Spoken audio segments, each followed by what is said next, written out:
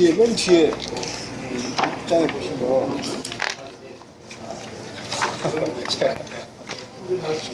많이도 적으셔도. 그림 엉덩한 단어. 네. 여기 맨 뒤쪽에 보시면요. 네, 단어가 문제거든요. 네. 예를 들면은 네. 우리가 네. 그 예를 들어서 만약에 두 번째를 만약에 본다고 치면요. 그는 메이저리그 경험이 없는 마이너리그였다. 아무 문제 없잖아요. 네. 그죠? 이거는 왜 아무 문제도 없는 이유는 네. 메이저리그와 마이너리그라는 것을 알기 때문에 뭔지 네. 이걸 해석할 수 있어서 이제 문제가 발생하지 않는 건데 네. 근데 이제 학술서라는 그러니까 무슨 뉴스나 이런 거는 가능해요. 그게 대부분 어느 정도의 지식이 가지고 있으니까. 근데 학술서는 지식의 정도가 차이가 있고 또 엄격하게 더 객관적으로 써야 되기 때문에 해석이 달리 발생할 수 있는 구조에서는 그걸 더 풀어줘야 된다고 보거든요. 수식 구조 좀 바꾸고. 그럼 예를 들어 맨 밑으로 가서 맨 밑에서 약간 그 다음 게 이거부터 볼게요. 그러면. 예를 들어서 중의성이 낮은 한자를 사용하여서 이를 해결할 수 있다 이렇게 돼 있잖아요. 네. 그러면 이게 한자 중에서 네. 중의성이 낮은 한자를 얘기하는 건지 네. 아니면 한자는 중의성이 낮아서 그거를 이제 수식하고 그러니까 모든 한자가 다 가능한 거죠. 그 얘기를 하는 건지 헷갈릴 수 있을 것이다 라고 생각이 되거든요. 그러면 마지막으로 한번 볼게요. 이게 진짜 어려워져요. 그러니까 국어에 제가 이거를 논문에서 따온 거예요. 다. 아, 그래? 국어의 단일 형식인 조사 목록과 이렇게 됐죠. 네. 뒤에 걸 일단 뺄게요. 네. 그러면 예를 들어서 좀 그걸 좀 아시니까 그래도 네네. 좀 넘어갈 수 있는데 아예 모른다고 쳐보세요. 네. 그러면 조사가 지금 있는데 거기서 단일 형식들의 조사만 얘기하는 건지 네. 조사는 원래 전부 다 단일 형식이고 네. 그거를 그냥 빼고서 그냥 국어의 조사 목록과 어민 목록 전체 살펴보면 지금 이 얘기를 하고 싶은 건데 네. 앞에 그냥 뭐 약간의 좀 꾸밈을 준 거죠. 네. 이건지 저는 이게 되게 헷갈리게 되고 중의성이 심각하게 발생할 수 있다고 보거든요. 그렇지 않나요? 이런 철학 책을 보더라도 네. 제가 오늘 철학 예제를 제가 이제 급하게 하느라고 많이 못 뽑았는데 네. 제가 이제 그거를 한번 뽑아서 다음에 한번 보내드려 볼게요. 그러면 이거는 그러니까 어휘의 문제가 아니고 네. 우리가 그러니까 꾸밈을 준 수식 관계의 그 구조가 국어에 좀 불가피하게 이런 현상을 피할 수 없는 지금 뭔가 구조가 있다. 영어에서 발생하지 않는 그 문제가 저는 해결해야 된다 이렇게 생각이 돼요. 그래야 그러니까 언어를 예를 들어서 이제 의사소통의 수단이라고 본다면 의사소통이라는 것은 경제성을 추구하는 부분이 있죠. 그럼으로써 이제 중의성도 발생할 수 있고 다이어가 발생하고 그런 문제도 있지만 그때는 효용이 비용보다 클 때고 근데 이게 중의성이 점점 심각해지면 그리고 그걸로 해서 해석의 착오가 발생하면 비용이 이제 더 커지는 경우가 되는 거거든요. 그러면 이런 문제는 사회 의사소통에서 굉장히 사회적 기회비용을 되게 침해하고 있다 이런 생각이 들어요. 그리고 독서를 하더라도 이런 문장들이 되게 많아요. 한 페이지에 뭐 한 개가 아니에요. 뭐 부사까지 포함하면 막 두세 개, 세네 개씩 막 뽑아내죠. 그렇게 되죠. 그러면 전부 다 헷갈리게 이렇게 다 써놓고서 한 300권, 300페이지짜리 책을 읽어요. 네. 과연 머릿속에 딱 이게 포착이 될까? 아니면 그냥 우리가 읽고서 이해를 한다고 했을 때 100% 이해한 게 아니라 한 80% 정도 이해하면서 우리가 외국어 공부할 때 보통 그렇게 하잖아요. 100% 이해가 안 되고 하면 7, 80% 이해하면서 가잖아요. 네. 그냥 우리말조차도 그렇게 하고 있는 게 아닌가 이런 생각이 드는 거예요. 그래서 이 문제가 저는 어쨌든 심각하다고 보고서 계속 국어 시간에 얘기하는데 네. 국어학자들은 일관돼요. 중의성은 자연스러운 현상이다. 언어의 보편적 현상이다. 근데 거기에 심각한 문제는 뭐냐면 그 이론이 나온 거는 서구 언어거든요. 근데 서구 언어라는 거는 우리 동양 언어보다 상대적으로 객관적이고 맥락이 낮은 그런 어떤 구문을 취하고 있거든요. 그런 어떤 얘기를 많이 들어보셨을 거예요. 그러니까 저맥락 언어고 시공에 대한 제약이 더 적은 우리는 좀 더 그 안에서 뭔가 좀 해석이 달리될 수 있는 그런 어떤 고맥락 언어, 수식 구조도 그렇고. 그래서 그런 차이가 있기 때문에 얘네는 객관적인 언어고 저맥락 언어이기 때문에 중의성이 좀 발생해도 현상의 일종으로 볼 수 있어요. 뭐 돌연변이처럼 자연스럽게 같이 어울러가는 좀 장애인이 생길 수도 있고 일반 사회에서. 근데 우리는 고맥락 언어고 굉장히 그 맥락 뭐죠? 개인이 아니라 객관성이 떨어진 언어인데 상대적으로 거기서 중의성까지 가미가 되면 인정을 너무 좋게 봐주고 그러면은 언어 자체가 훨씬 더 지금 더 뭐죠? 해석을 더 난해하게 만드는 그러니까 문맥 아니 뭐죠? 독해가 아니고 뭐라고 했죠? 뭐 읽어내는 그 능력을 더 저하시킬 수밖에 없는 전 요인이라고 보는데 교수님께서는 이제 글쓰기 읽기에 대해서도 많이 가르치실 거 아니에요. 그러니까 이 문제가 약간 공감이 좀 되시는지 어떠신지 국어학에서는 공감이 안 되고 있거든요. 제가 이제 얘가 보기 더 많이 글이 필요한가요? 있어야 그래요? 이제 논의가 될 수 있는데요. 그러면 그러니까 좀 더 쉽고 예문을 더 많이 쓰시는 부사 문제로 가볼까요? 부사 문제. 일단 뭐 여기 관용어 문제 한번 해볼게요. 이제 글쓰기의 마지막 시간이 뭐냐면은 고쳐쓰기예요. 퇴고라고 하는 거. 저는 퇴고를 이제 고쳐쓰기라고 부르는데, 고쳐쓴다 가장 중요한 뜻은 휘어지거나 비틀어지거나 구부러진 것을 바르게 한다는 뜻이야. 근데 이 바르게 하기가 가장 어려운 부분이 어디냐면 우리말의 그 특성 때문에 그래요. 네. 지금 여기 드신 것처럼 국어의 단일 형식인 조사의 목록, 네, 예. 목록 앞에 조사 형식 단일 국어, 예. 이게 쭉 붙어 있잖아요. 예. 가장 중요한 낱말은 목록이에요. 예. 그런데 실제로 목록은 맨 뒤에 나오고 우리의 인지구조상 중요하다고 느끼는 건 항상 처음에 나오는 거예요. 처음에 나온 거하고 맨 뒤에 나온 거하고 인지구조상은 국어가 중요한데 이 우리 말의 그 흐름상에는 어순상에는 목록이 중요하다는 거야. 왜냐하면 이 모든 앞에 있는 것들이 뒤에 있는 목록을 꾸미고 있기 때문에 그 꾸밈을 받는 말이 가장 중요한 거거든요. 그러면 이렇게 고치라고 그래요. 이거는 뭉뚱그려져 있어서 휘어지고 구부러지고 비틀어진 문장이니 글어리니까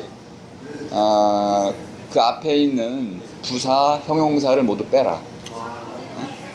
그러면 여기 이걸로 보면 부사, 형용사는 없지만은 형식인 이거는 형용사에 가까워요. 이걸 띄워버리면 조사 목록이 되겠죠. 그렇죠. 그럼 조사 목록은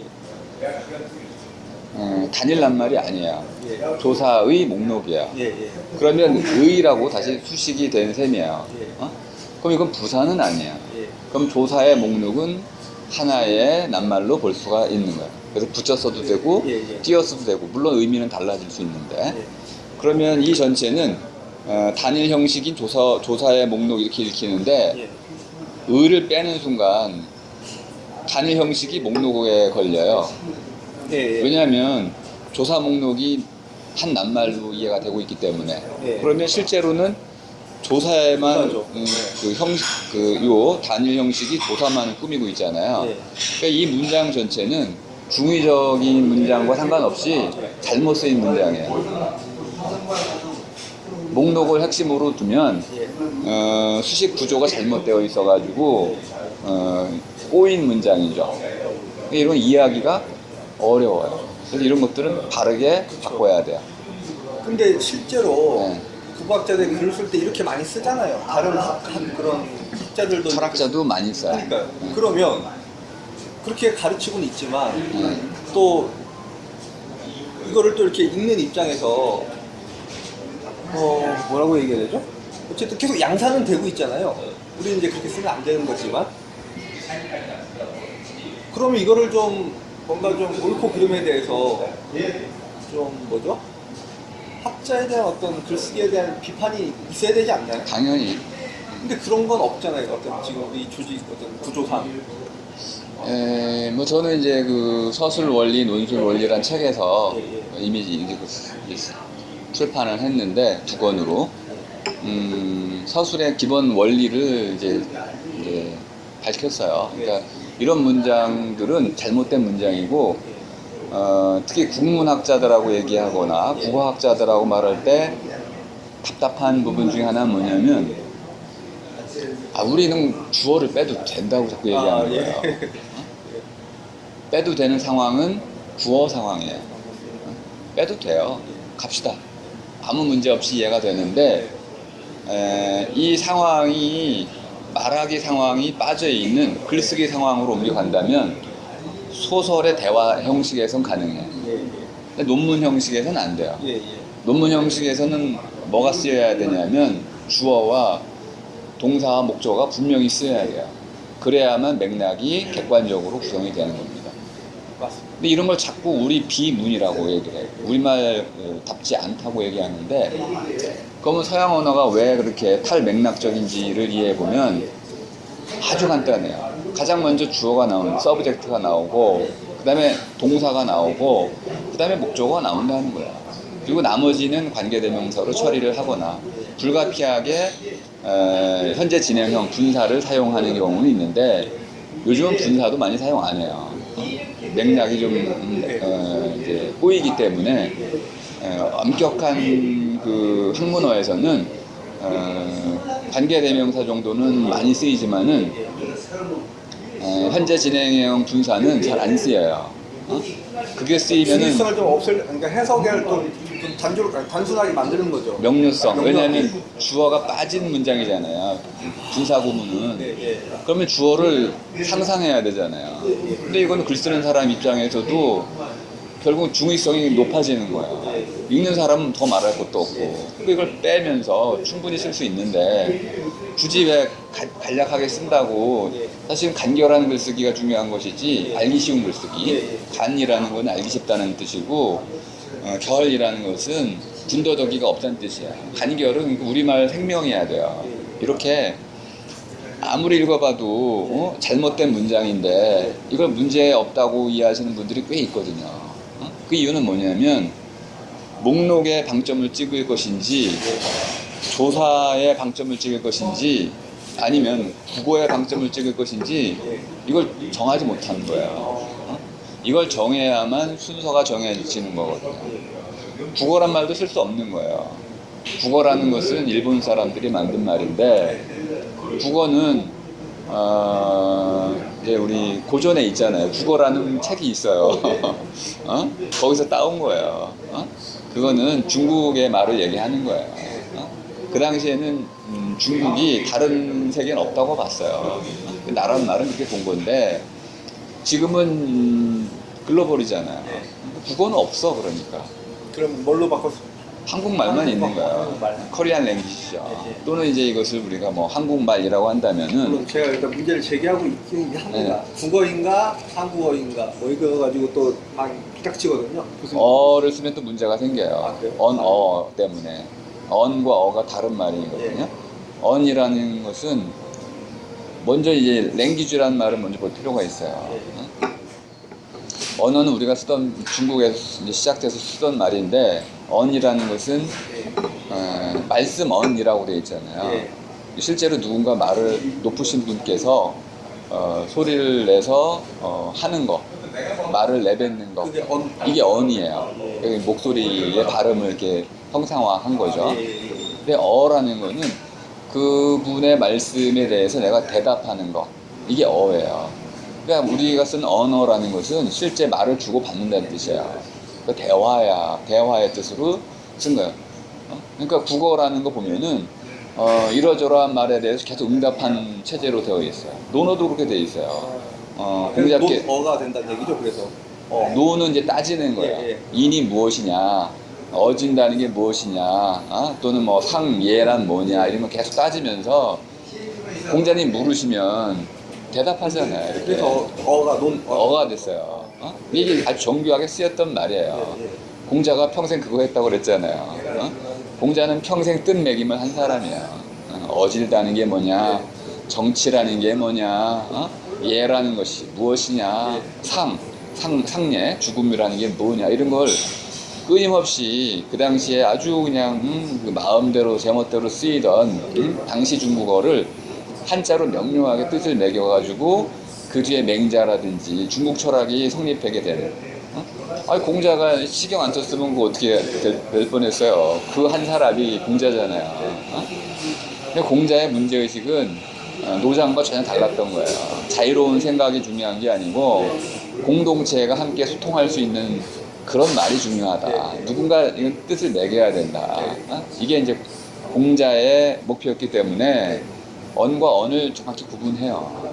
근데 그 뒤에 오면은 사란 말도 써요. 그럼 이 사라는 거는 또 어하고 살 때 샀잖아요. 예, 예. 그러니까 이게 다 헷갈려. 사 뭐 이게 다 헷갈려서 사에다가 또 사전할 때 산 또 달라요. 또 다르고. 그러니까 이러한 기본적으로 우리가 국어학자들이 먼저 구분하고 써야 할 부분들을 놓친 거예요. 지금 보면은 그래서 언어라고는 말하고 있지만 좀 더 그 언어학회로 가면 그냥 랭귀지로 가요. 언어는 잘 모르겠다 이거. 랭귀지로 가면 이거는 기본적으로 소리예요. 근데 어떤 소리냐면은 링구아라는 건 혀라는 뜻이거든요. 이렇게 분절하는 거, 소리를 분절하는 거. 이거 피타고라스예요. 그러니까 피타고라스는 이 전 세계가 그 수학적인 원리로 음의 원리, 이제 예전에는 이제 현악기를 수학적 비례로 봤기 때문에 이 세계는 이런 수학적 비례에 의해서 마치 현악기가 음을 만들어내듯이 이런 수학적 원리에 의해서 이 세계가 구성되어 있다 이렇게 봤어요. 근데 그게 바로 사람의 경우에는 혀예요. 악기. 그러니까 이 혀라는 악기가 모든 소리를 분절해가지고 어떤 의미로 아름다운 소리로 만들어낸다는 거예요. 그러니까 랭귀지는 소리의 관점에서 만들어진 것이고 소리가 어떻게 분절되느냐, 그러니까 음성이라는 관점에서 음성 언어, 소리 말이라는 관점에서 접근이 된 거죠. 근데 한자의 경우에는 소리 말이라는 관점으로 접근할 수가 없었기 때문에 말은 실제로 주고받는 거였으니까 주고받는다는 관점에서 말에 대한 정의가 이루어진 거예요. 그러니까 이건 철저히 상호관계에서 그 말이 이제 정의가 된 거고, 그럼 우리는 말이라고 쓰잖아요. 이 말이라는 건 또 무슨 관점에서 정의가 된 거냐? 이건 마름질하다는 관점에서 정의가 된 거예요. 말이라는 게 뭐? 그래요? 예. 말이 마름지라고 또 연관되나요? 네, 말하다에서 왔으니까. 그 이렇게 많은 거 있잖아요. 좀 말리는 거. 그래서 가지고 다니기 편하게 되고, 둘둘 말고, 형태화하고. 그래서 그걸 이제 옷으로 치자면은, 재단하는 거. 그걸 가지고 뭔가 이제 글어를 만들면 옷처럼 입을 수 있는 거잖아요. 뜻을 만들어낼 수 있는 거니까. 그 말이라는 것은 기본적으로 서양에서로 보자면은 음성학 중심으로 된 거고, 근데 이건 형이상학적인 것으로 이해를 하셔야 돼요.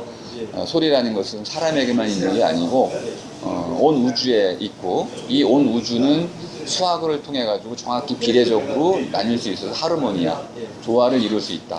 그 조화의 한 방식이 의미라는 거였어요. 그러니까 이렇게 이제 소리말이라는 차원에서 이제 만들어진 서양 언어가 있고, 중국은 소리말이 아니었기 때문에 적는 글자가 기본적으로 한자가 소리말을 적기보다는 어떤 이걸 형상화된 이런 방식으로 기호화를 했기 때문에 실제 주고받는 말은 주고받는다는 의미에서 끝인 거예요. 그리고 너무나 서로 다른 말들이 많다 보니까 말의 차원에서 정의하지 못하고 글자 차원에서 이 말을 들여다보게 된 거예요. 그러니까 이제 말에 대한 담론은 거의 죽어버렸고 글자에 대한 논의만, 그래 서경 이런 게 더 나오는 게 전부 그냥 역사도 전부 글자 기록으로만 가는 거야. 행위 중심으로 가지 못하고, 그러다 보면 기록이 굉장히 중시하게 됐고, 중국 문화의 초기에는 전부 기록이잖아요. 분석행위라는 것도 사실은 그 기록에 대한 중요성을 상대적으로 반대적으로 보여주는 거거든요. 근데 우리의 이 말이란 말은 아직 연구가 안 됐어요. 네. 근데 이런 거를 알게 되면 독일어 같은 경우는 이제 말이 슈프라헤라는 거야. 슈프라헨이라는 거는 약간 음성적인 거야. 말을 내뱉는 거야. 거기도 똑같아, 그죠? 그러니까 소리 글자, 소리 말이니까 결국 입에서 나오는 슈프라헨, 나오는 소리, 말소리, 이걸 가지고 언어를 규정한 거예요. 그러면 이제 국어라는 말을 보면 한 단계 낮춘 거예요. 누군가 말씀하시는 분이 계시고 그거는 중국이고 한 단계 낮춰가지고 우리를 이제 거기에 응답하는 수준의 학생 수준으로 낮춰서 어라고 표현한 거야. 말에는 높낮이가 없어요. 원시적인 말이라는 건 있을 수가 없는 거야. 지금 방금 말씀하신 것들을 혹시 그 논문으로 쓰신 거 있으신가요? 그걸 제가 어떻게 논문으로 써요? 아, 없으신가요? 네. 관련 논문이 있어야 해서. 아니, 더 읽어보려고 저는 재밌어가지고. 아예 논문 없을 거예요. 예. 저는 이제 사실함정이 악이란 무엇인가 이제 그것들 읽어보고 했는데 지금 방금 말씀하신 건 제가 검색을 해봤을 때 관련된 게 없어 보여가지고 제가 여쭤보고. 유튜브에는 있어요. 어딘가. 아, 그런가요? 예. 찾아보겠습니다. 예. 아니, 못 찾을 거예요. 그런가요? 많이 어딘가 있는데, 네. 근데 그게 이제 제가 이제 그 네. 삶이란 무엇인가라는 아무튼 평생의 그 이제 작품을 이제 쓰려고 하는데 거기에 중요한 게 처음에 사람이잖아요. 그 다음에 중요한 게 몸이고, 그 다음에 마음이고, 말이고, 그 다음에 사람들이 모여 살아가는 모임, 모아리이고, 그 모아리가 이루는 이제 지구라는 단위, 그 다음에 생각, 뭐 이런 게 쭉 있잖아요. 삶이란 무엇인가를 단편적으로 물어가는 게 아니고 그 물음 속에 들어있는 모든 것을 한데 아우르는 그러한 체계를 제시하게 하려고 하는 게 제 꿈인데, 아니 결국은 존재론은 아닌가요? 결국? 그 세계관을 존재로는 철저히 서양적인 거예요. 아, 그런가요? 네, 온톨로지는 이걸 그렇게 쓰면 그렇게 되는 서양은 철저히 온톨로지예요. 서양 정신이에요, 그것이. 근데 동양은 온톨로지가 아니에요. 동양은 말하자면 도톨로지예요. 타오, 도의 전통을 갖고 있는 거예요. 서양은 있는 것 중심이에요. 근데 도는 변화야 중심이에요. 변화라는 게 뭐냐면 있는 것과 없는 것과 되는 것, 그리고 사람, 이 전체를 한데 아우러서 오행이라는 관점으로 잡았는데, 변화의 관점에서 세상을 바라보는 건 동양적인 거예요. 굉장히 훌륭한 거라고 보고, 하나가 빠졌어요. 그런데 오행이 하나가 빠졌어요. 빠졌다고요? 네, 너무나 중요한 게 빠졌어요. 그럼 육행이 돼야 된다 말씀인가요? 뭐 더 늘 수도 있는데 육행이 돼야 돼요. 오를 이제 완전한 수로 봤기 때문에 그런데 빛이 빠졌어요. 근데 이 빛의 사상이 가장 잘 드러나는 게 어디냐면 헤브루, 부여요, 부여. 부여. 예. 그러니까 이 빛이라는 것이 단군 신화에도 그 환웅 신화 있잖아요. 저는 이제 환웅 본풀이라고 얘기하는데, 신화는 이제 일본 학자들이 갖다 붙인 것이고 원래 이름이 없어요. 거기에 이제 환웅이 주인공이지 단군이 주인공이 아니에요. 단군은 세 줄밖에 안 나와요. 전체는 환웅 얘기예요. 근데 우리 단군 신화라고 붙였고, 붙인다면 환웅 신화라고 붙였어야 되고, 근데 우리말로는 그걸 본풀이라고 하니까 환웅의 본, 우리가 이제 본이 어디세요 물으면은 네, 저 본은 어딥니다. 그러면 시조를 얘기하는 거잖아요. 거기 쭉 이렇게 해가지고 지금 제가 몇 대선입니다. 근데 이렇게 여기 온 이유가 내력이 이렇습니다. 근데 전 앞으로 이렇게 살아갈 겁니다. 까지가 본풀이에요. 그 환웅이 어디 계셨단, 원래 어디 계셨는데 왜 신시로 내려와서 왜 이렇게 해가지고 단군을 낳고 왜 다시 돌아가셨으며 단군에게는 뭘 하라고 했는지, 이게 본풀이에요. 그러면 딱 들어맞아요, 그 이야기가. 그건 신화가 아니야. 신화가 하는 이야기가 전혀 아니고 고조선이 어떻게 만들어졌는지에 관한 이야기예요. 본풀이라고 정확히 쓸 수 있는 거를 일본 학자들이 단군 신화라고 딱 붙이니까, 단군은 신이 아니거든요. 사람이야. 그러면 이제 천신, 천손의 사상이 사라지는 거야. 이렇게 아주 고도로 계산된 이런 말들을 함부로 쓰고 있는데도 여전히 우리는 단군 신화라는 말을 교과서에 실리고 그러는데, 어쨌든 요런 이제 그 내력을 쭉 밝혀가는 과정, 굉장히 중요한 것이고, 그게 이제 삶이라는 그 개념 설명과 전체하고 연결되는 연결되는 역사가 들어와야 되고, 역사고, 자연이 들어와야 되고, 우주가 들어와야 되고. 근데 이게 지금 개념에 대한 용어 문제, 철학, 단순히 그냥 철학 하나 문제고 국어의 문제가 아니고. 그렇죠. 완전히 그 인문 자연. 그 만학이 되는 만학. 예. 모든 학문이 포괄될 수밖에 없는. 이건 대작업인데 이거 한 10년에 걸쳐서 이상 필요할 것 같은데. 아마 못 쓸 거예요. 이제 뭐 초안 정도 쓸 수 있을까? 근데 거기에 이제 말에 관한 이 내용이 들어가 있죠. 초고야 이미. 그러니까 같이 작업할 사람이 있으면 되는데 혼자 하시잖아요 거의 다. 그죠? 아직은 혼자 해야 돼요. 밑그림을 예를 들어서 말이라면 랭귀지도 있는 거고 그럼 랭귀지를 쭉 써줘야 되고 언어도 써줘야 되고. 하지만 전 요거를 결국은 사람의 삶이 무엇인지, 예를 들어서 동물도 삶이 있어요.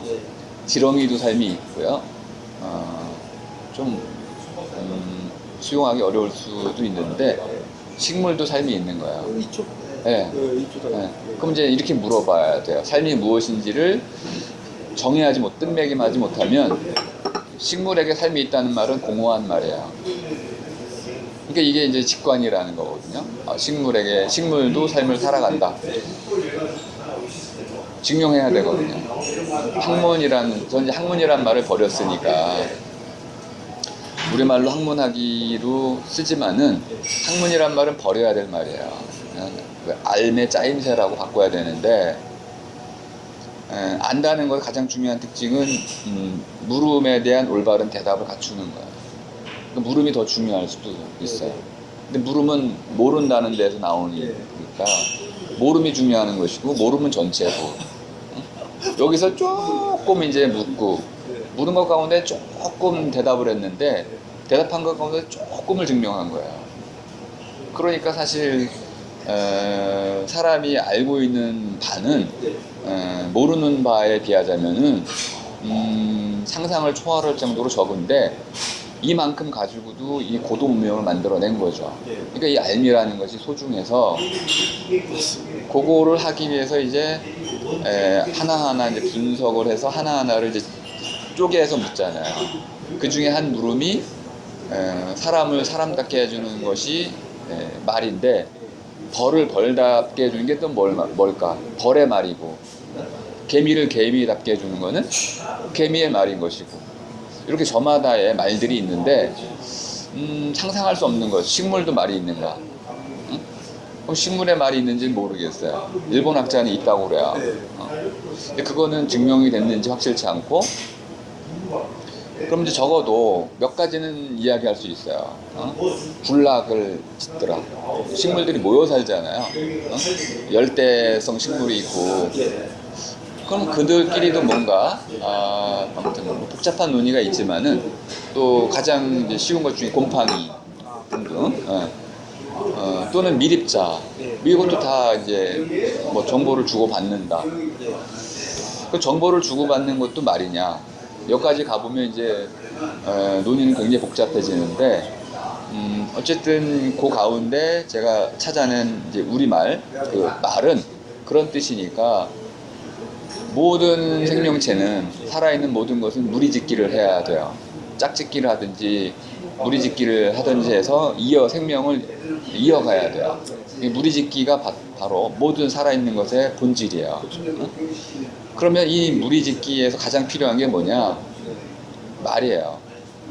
그러니까 서로의 생각과 뜻이나 삶의 방식 이런 것들을 끊임없이 내 몸속에 또는 무리 속에 말음질을 해가지고 나눌 수도 있어야 되고 간직도 해야 되고 전승해야 되고 말이라는 것은 이렇게 넓게 보자면은 소리로 주고받는 것만이 말인 것이 아니고 눈짓, 뭐 손짓, 뭐 이심전심 등등 모든 방식이 말이 될 수 있다는 것인데 구분하자면은 소리라는 신호, 상징 체계를 가지고 주고받을 수 있는 말도 있고 이런 상징 체계를 구성하지 못하는 그런 원시적인 말들도 있는 것이고 구분을 할 수는 있죠. 이렇게.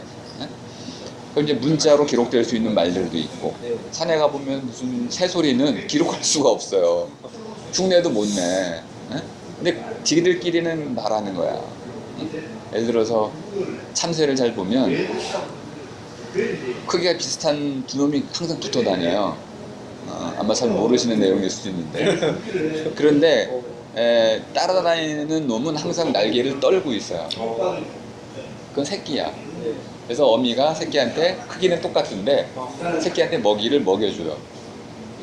그러니까 요거는 널개짓도 말하자면은 말인 거예요. 그러니까 이게 사람의 경우에 이런 상징 체계를 사용하는 소리의 체계를 세워서 뭐 의문문이 학문까지도 하니까 이런 고도로 발전된 말이 있는 반면에 아주 생존, 사이버네틱한 측면에서 환경에 적응하는 측면에서의 말도 있는 것이고 또는 이제 무슨 그 남정 경계처럼 물이 지으면서 파도가 들어오면은 들어가고 물려나가면 나와서 먹이를 찾는 이런 식의 자연과 호응하는 말도 있는 것이고 말의 종류는 천차만별이다. 근데 이건 우리말 말로 설명이 다 되더라는 거야. 근데 랭귀지로 설명이 안 돼요. 왜냐하면 그거는 오직 소리만 설명하기 때문에.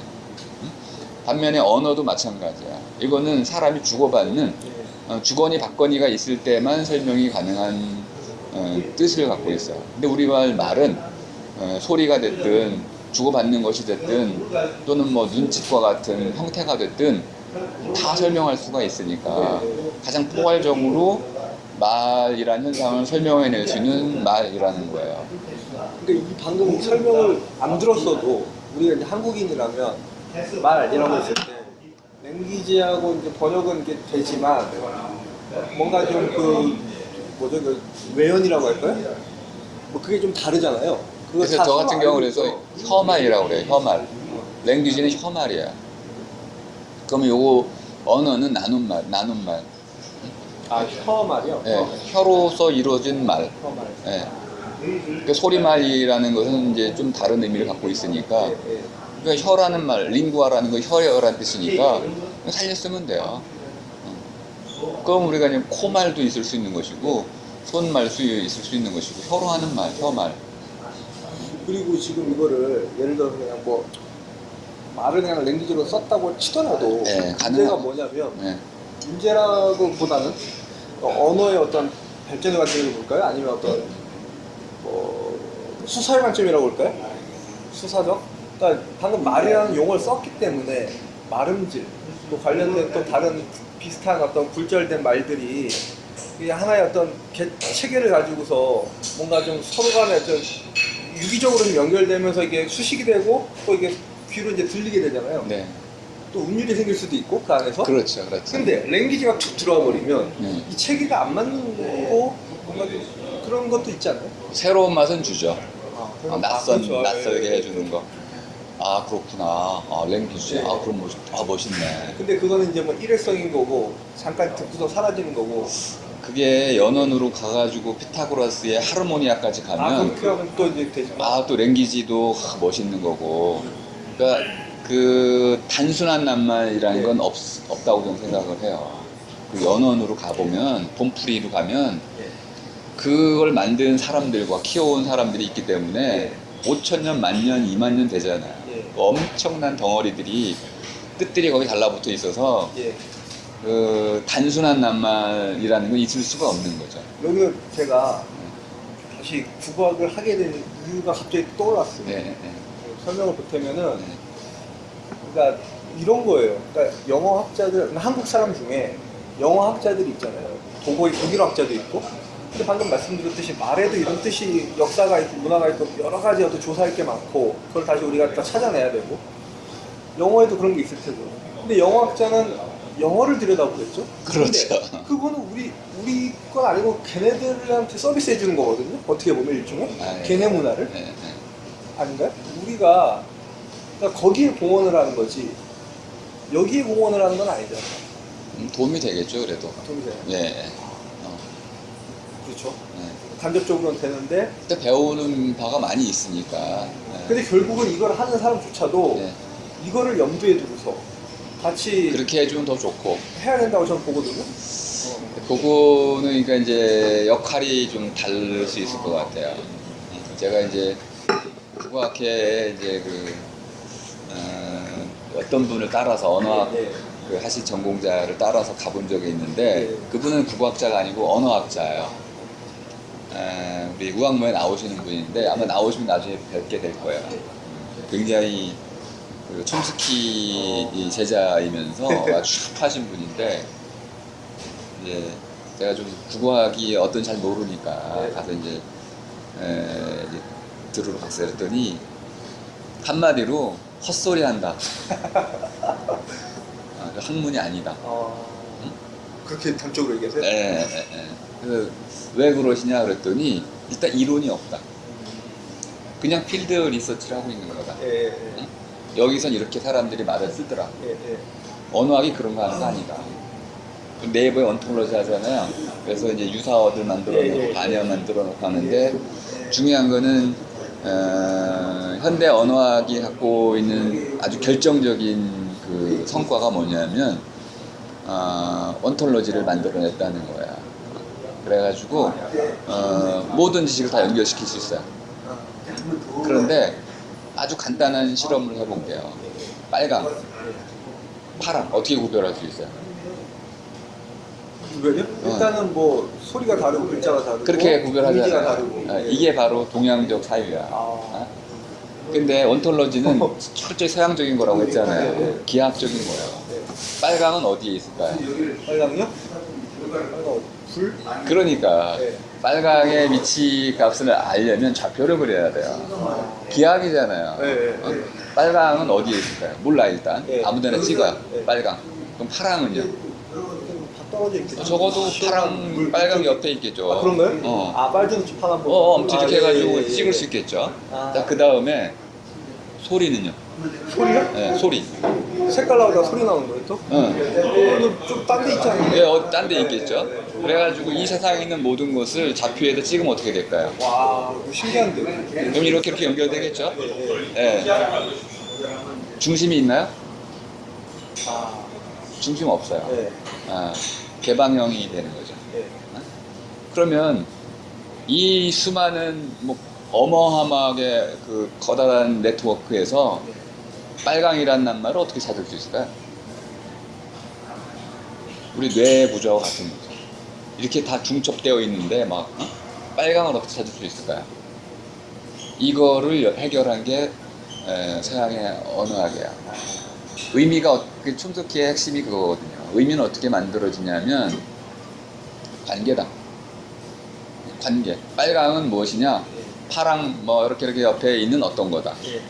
파랑은 알아야 되잖아요. 그 파랑은 빨강 뭐 저거 옆에 있는 거다. 위치값이잖아요.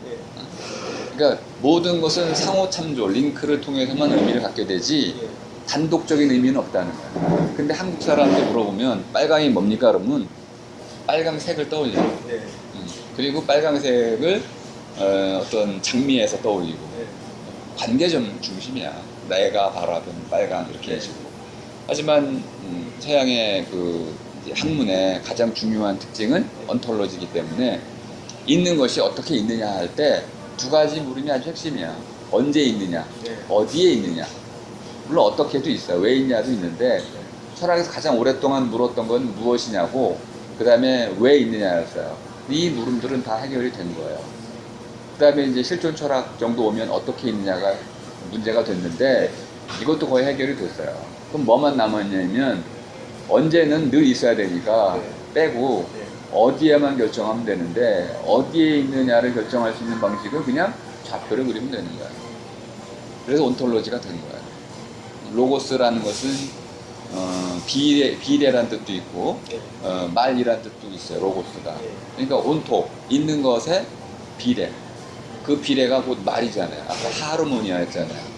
우리가 이걸 모르기 때문에 러지하고 비례라는 말과 말이라는 것이 다르다고 생각하잖아요. 하지만 그 러지는 랭귀지예요. 그러니까 랭귀지는 하르모니아고 이건 라시오이고 비례이고 합리적인 것이고 이것이 정반하고 수학적으로 설명될 수 있어야 되는 것이고 쫙 연결되어 있어요. 그러니까 온톨러지라는 거는 그냥 서양 정신을 그냥 정수가 되는 거예요. 우리가 못 만들어낸 이유가 그거예요. 우리는 딱 하나의 그 사태나 관계나 사건 중심이거든요. 이걸 점으로 확산해가지고 데카르트 그거 했잖아요. 응? 해석기하학. 응? 하나의 지점을 응? 우리가 어떻게 수학으로 표현할 수 있을 것이냐. 응? 그래프 그리면 된다는 거예요. 데카르트가 만들어낸 거거든요. X축, Y축 그려가지고 어떤 하나의 공간을 표시할 수 있기 위해서 두 개의 숫자면 된다는 거야. 두 개의 숫자를 X, 9, Y, 7 9, 7 하면은 장소가 나오잖아요. 그러면 이 장소들을 결합한 모든 것의 합, 이것이 이 공간이잖아요. 이렇게 해서 기하학적인 공간을 수로 바꿨죠. 그럼 수를 다시 공간으로 바꿀 수가 있죠. 네. 이게 철저히 서양의 언톨로지의 핵심이라는 걸 알 수 있어요. 이것을 설명하고 있는 학문이 언어학인데, 근데 이제 국어학은 국어 왔더니 필드 리서치라고 있는 거예요. 저게 왜 어떻게 언어학이냐 이가. 아, 저거 그냥 필드 리서치 한 거다. 한국 사람들 중에 청소년들은 요즘 뭐 이렇게 축약어를 이렇게 쓰더라 보고한 거잖아요. 저게 무슨 학문이냐. 그런 거 맞죠. 그러니까 이런 이제 인식의 차이죠. 이런 학문에 대한 태도의 차이. 근데 더 놀라운 건 첨스키 지금 뇌 연구를 하잖아요. 그 멋지라는 개념을 가지고 하고 있는데 멘탈 랭귀지를 넘어섰어요 이제는.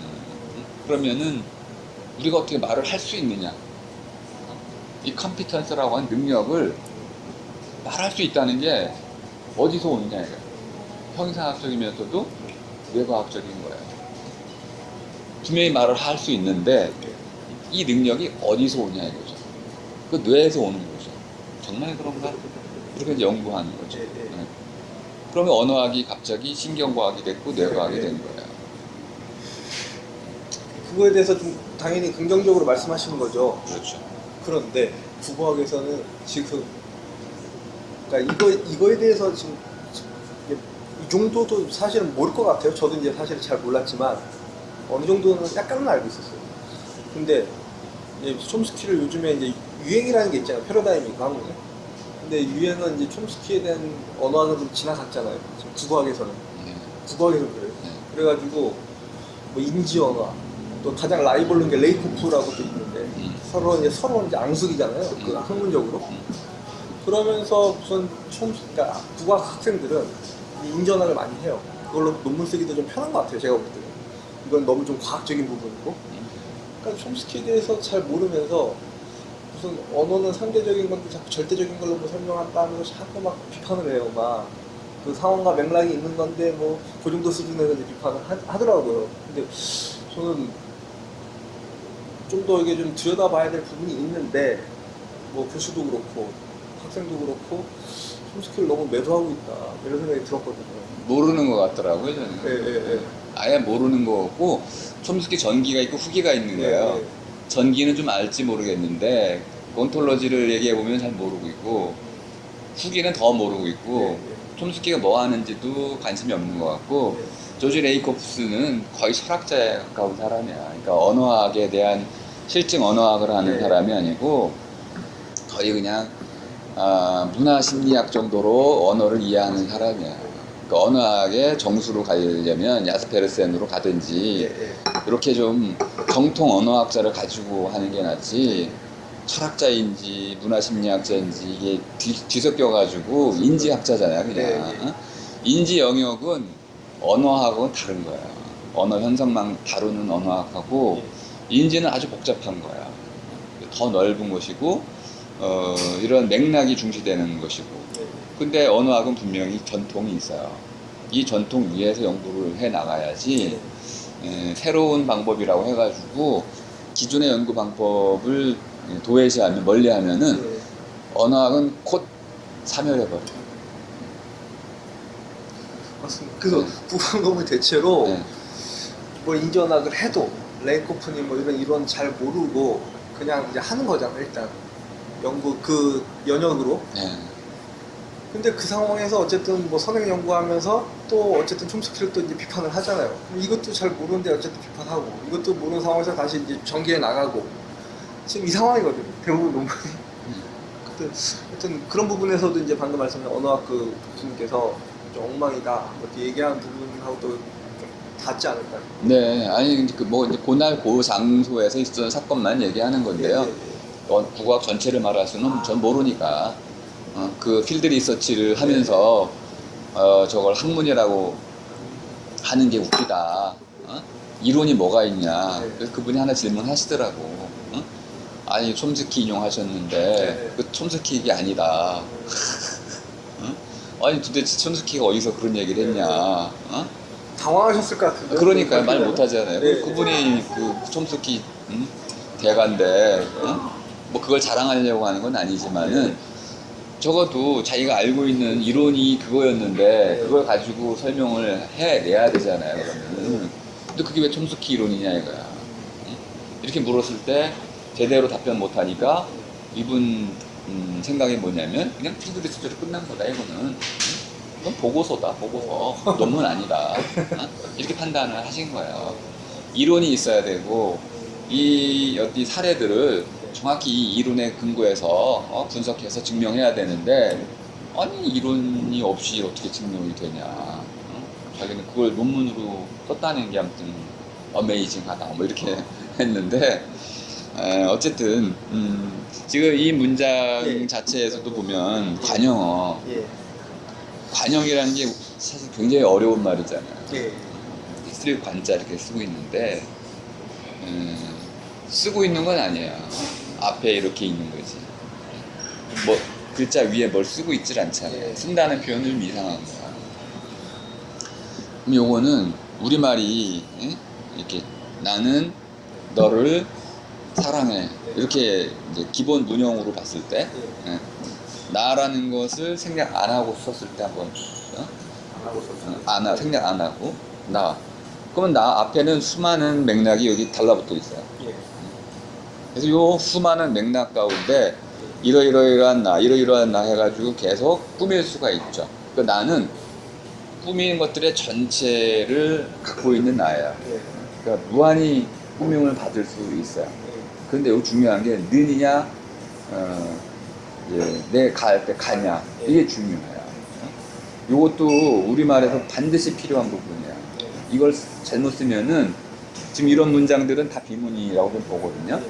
그러면 이제 국어를 주어로 한번 볼게요. 한국말은 단일 형식인 조사가 많다. 이렇게 한번 그러면 한국말은 이라고 말하면 한국말의 특성을 나열하겠다는 거야. 한국말을 앉혀놓고 한국말에 제 손을 앉혀놓고 새끼손가락이 있고 이렇게 몇 가지 특성을 이렇게 딱 나누겠다는 거야.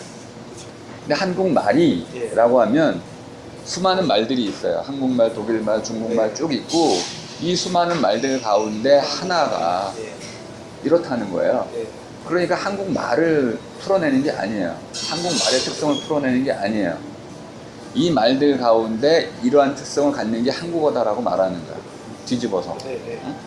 이런 차이도 우리말이 굉장히 중요한 건데 자꾸 이 국문학 하신 분들이나 이 주어를 빼도 된다고 얘기를 하는 거예요. 그 이유는 생각 안 해보셨죠? 왜 자꾸 주어를 왜 된다고 생각하시는지? 그래야 우리말이 명료하다는 거예요. 그거 맞아요. 그리고 더 앞으로 가면 우리말은 구어 중심이다. 이게 전제가 있어요. 문어가 아니라 구어 중심이다. 그 전제가 있고 또 하나는 이건 어디서 왔느냐? 제 생각에는 여기서 왔어요. 또 이것도 유럽 서구에서 왔어요. 뭐냐면 서구가 그전에는 문어 중심으로 하다가 문어 중심은 대부분 문헌 중심이거든요. 그러니까 옛날 말 중심. 그러다가 이제 연구가 이제 이제 최근에 이제 사용하고 있는 말 중심으로 연구가 바뀌잖아요. 그럼 구어로 갈 수밖에 없어요. 가도 문제가 안 되는 건 객관적인 언어이기 때문에 주어를 생각 안 하니까 문어나 차이가 크지가 않아요. 제가 볼 때는. 그래서 이제 구어로 가자라고 했는데 우리가 그걸 받아들여서 구어 중심이야. 그래? 알았어. 그러면은 문어하고 다른 차이가 뭘까? 주어를 생략하네? 그러면서 이제 논의가 이제 이어진다 이렇게 보고 있고 그거의 큰 당위성을 가지고 전개가 되고 있는 게 현재 국어학이다. 이 얘기도 제가 여기다 앞부분에 좀 실었는데 어쨌든 좀 이해되세요? 제가 설명. 그럼요. 그러니까 이런 문장을 글어를 쓸 경우 이분은 빨리 자기가 주어와 이제 나는 너를 할 때 목적어를 빨리 결정을 하셔야 돼요. 그러면 는을 쓸 거냐, 네. 가를 쓸 거냐를 결정하면 여기 앞에 붙일 수 있는 꾸미는 것들이 한계가 돼 있어요. 한계가 돼 있어요. 여러 가지 말들 가운데 하나인 한국어. 네. 이렇게 되니까 예를 들어서 요 앞에다가 아름다운을 쓸 수가 없어. 한국말 이 할 때는 아름다운 한국말이 이렇게 해서 쓸 수가 없는 거야. 그렇네요. 굉장히 제한돼 있어요. 근데 이거 주어를 빼도 된다고 하니까 주어가 두 개 다 있는 거야. 는 이가 다 있으니까 여기다가는 무한대로 많이 붙일 수 있게 되거든. 목적어에다가. 예. 그리고 또 그 동사를 수식하기 위해서 부사를 또 예. 아무렇게나 갖다 놓을 수가 있어요. 순서도 막 앞뒤로 막 아무데나 놓이죠. 명사 앞에다 부사를 놓기도 하고 막 예, 예, 이러는데 이게 우리말의 기본 특성들을 우리가 지키지 않기 때문에 맞습니다. 그래요. 예. 그러니까 이런 문장들은 사실은 우리말을 파괴하는 문장들이야. 우리말의 중요한 특성들을 파괴하고 그래서 우리말은 짧아야 돼요. 근데 국어학자들은 방금 말씀하신 거에 대해서 네. 전혀 동감 안 하세요.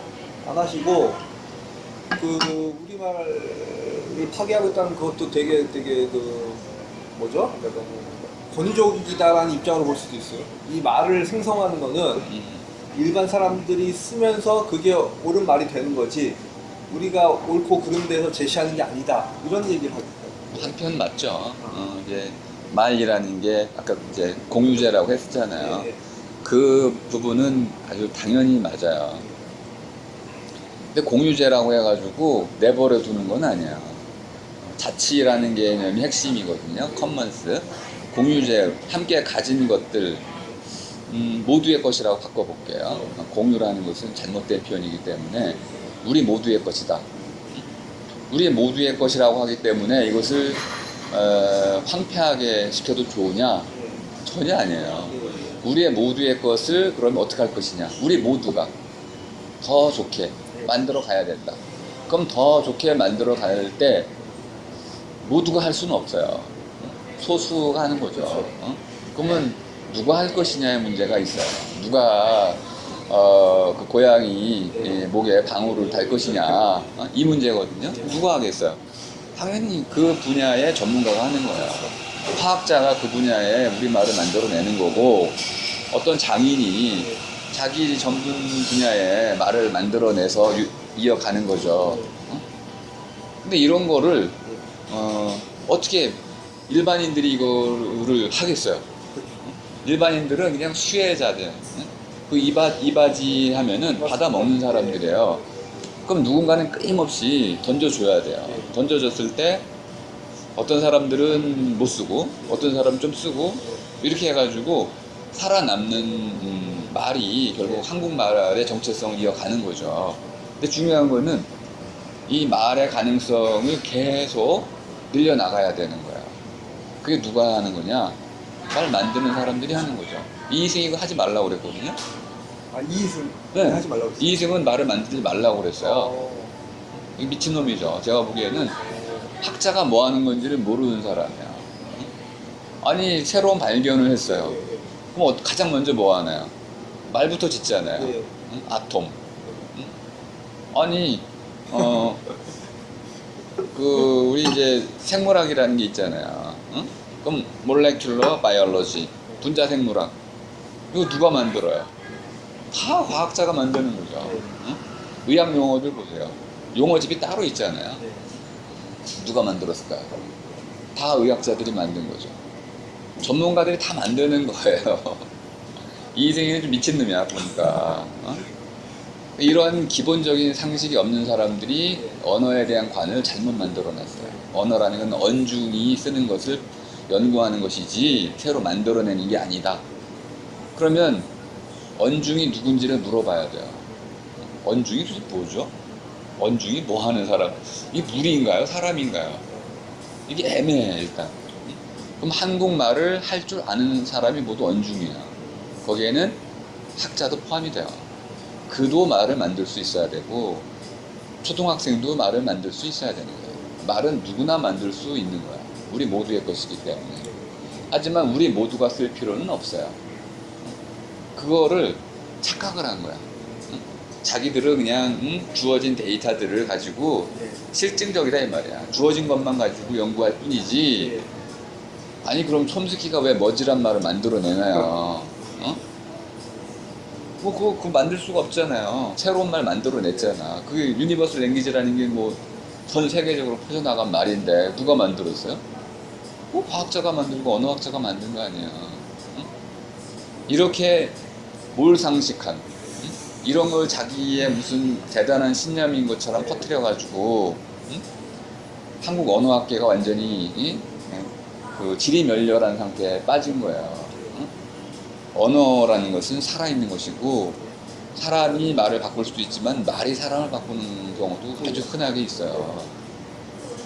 끊임없이 갈고 닦아 나가야 되는데 그걸 뭐 한 사람이 하는 건 아니니까 언중이란 말을 받아들일 수밖에 없는 거지만은 그래도 말을 만드는 사람들은 전문가들이 하는 것이고 그들이 잘 만들어졌을 때 대중이 받아먹어서 쓸 수가 있는 거고 잘못 만들면 못 쓰는 것이고 그러면 전문가만의 용어가 있는 것이고 대중과 괴리돼서 결국 나중에는 조선시대로 돌아가는 거죠. 4%만이 전문어를 쓰고 나머지는 전문어 알아듣지도 못하는 이런 무지 상태에 빠지게 되는 그러면 결국 언어에 의한 통치가 이루어지는 거거든요. 이걸 막자고 우리가 계속 국어운동을 해왔던 것인데 국어학자들이 지금 그걸 가로막고 있는 셈이에요. 끊임없이 말을 만들어내야 되는데 그러니까 이게 무서운 게 예를 들어서 한자를 만약에 한다 안 한다 저는 이제 한자에 대해서 나쁘게 보지 않으니까 어쨌든 당당하게 얘기하면 한 뭐 10% 20% 정도는 한자에 대해서 이제 학자들이나 찬성하는 것 같아요. 나머지는 또 할 필요 없다는 반대 입장이고 어쨌든 이게 뭔가 이렇게 좀 그래도 견제가 되잖아요 약간.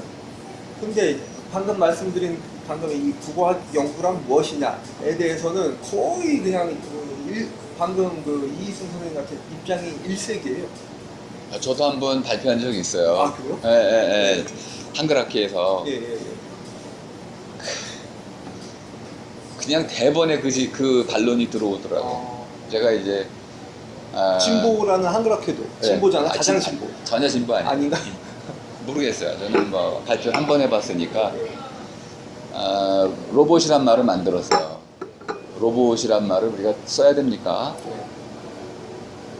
쓰자 말자 이런 건 내가 결정할 문제는 아닌데 이렇게 바꿀 수는 있겠습니다라고 제안을 한 거거든요. 써야 된다고 법으로 만든 게 아니에요. 그걸 법을 만들자는 게 아니고 로봇과 같은 말도 번역이 가능하다 우리말로. 근데 왜 우리 번역을 못한다고 생각하냐. 번역할 수 있다. 근데 번역 가능한 경우를 보여주겠다. 그래서 그걸 보여주려고 한 거예요. 아니 그게 뭐 문제되는 게 하나도 없거든요. 로봇이라는 게 체코어로는 노예란 뜻인데 아니 그것도 모르고 쓰지 않냐 우리가 로봇. 로봇이 그러면 우리의 친구라고 우리가 생각하는데 노예가 우리의 친구다 이렇게 얘기하는 셈인데 뜻을 알고 보면 이게 좀 이상하다. 그래서 이제 제식의 말놀이를 거쳐가지고 현재 로봇의 단계는 봇이라고 불리는 단계로 오면은 감정적 대화가 가능하다. 감정적 대화라는 것은 거의 사람을 닮았다는 것이다. 휴머노이드, 외면만 사람을 닮은 게 아니고 감정도 닮아가고 스스로 생각을 할 수 있게 되고 또 자율주행도 할 수 있게 되고 이런 AI 이런 뭐 거의 인공지능의 수준에 달하는 것들이 이렇게 들어가 있는 봇이 있을 경우 그거를 우리가 뭐라고 부를 수 있겠냐. 그럼 로봇의 진화 단계를 구분하자면은 산업형 로봇이 있다. 그러면 칙칙폭 단순 반복하는 이건 자동이다. 저절로 뭐 움직이는 저절로 기계다. 근데 AI는 저절로 로봇이 아니고 저절로 기계가 아니고 스스로 뭔가 판단하는 것이다. 사람처럼. 사람 정도는 아닌데 그럼 스스로 봇이라고 할 수 있는데 봇이라는 말도 우리가 바꿀 수가 있다. 우리가 문학자들을 보면 안다. 임꺽정에 나오거든요. 이 잡것. 근데 그걸 뭐라고 부르냐면 잡보라고 불러. 사람을 부르는 바보 이런 말 중에 보라는 게 있어요. 먹보. 그 보는 사람을 뜻하는 건데 어떤 때는 비하고 예. 어떤 때는 야 뛰어난 놈이다 이런 예. 뜻이고 여러 가지 뜻이 있는 거예요. 한 개 여기 추가됐죠. 보에 또 한자 어원, 그것도 좀 한자 어원이 있거든요. 예. 우리 말이긴 하지만 예, 더 예, 거슬러 올라가요. 네. 그러니까 아비부, 예. 그러니까 아비부 이렇게 부자 있잖아요. 부에서 또 이제 굴절이 돼가지고 모음이 보로 이렇게 쓰이면서 우리말화 되고 그러면서 이제 쓰니까.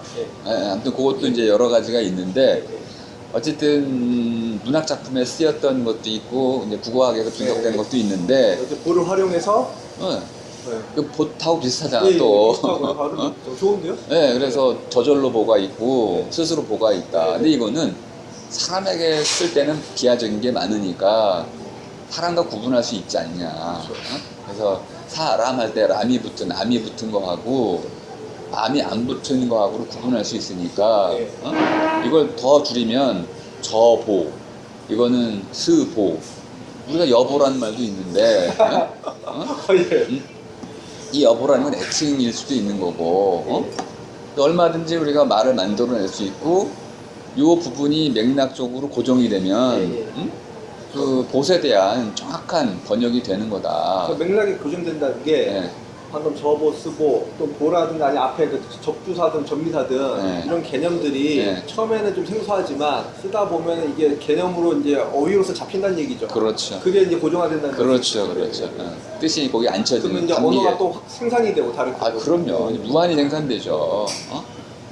근데 뭐라고 비판하냐면은 왜 말을 만드냐 이거. 그렇죠. 일단 그거 문제. 음. 그 다음에 두 번째 이것도 있을 거예요. 마지막에 제안하셨다고 그랬죠. 그런 거 되게 싫어해요. 국어학에서. 되게 싫어요. 저 맨날 제안하거든요. 예. 제안 좀 하지 말라고.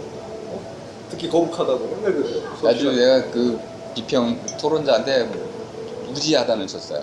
도대체 나는 철학자인데 무슨 권리로 나보고 번역을 하지 말라, 말을 만들지 말라, 그런 폭력이 어딨냐.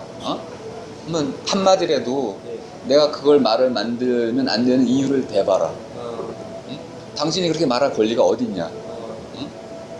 그랬더니 찍소리 못해. 응? 자기 근데 바운더리잖아요. 자기. 어쨌든 나는 그래도 그런 거에 그래도 개의치 않으니까. 그래도 거기서 안 밀리셨네요, 기세를. 하여튼 그거는 학자로서의 태도가 전혀 아니었기 때문에 그건 비판일 수가 없는 거예요. 이거 문제가 많습니다. 이런 식으로 우리가 이미 많이 쓰이고 있는 표현을 또 이렇게 좀 혼란스럽게 하는 건데요. 혼란스러우면 안 쓰면 되잖아요. 그리고 모르죠, 그거는.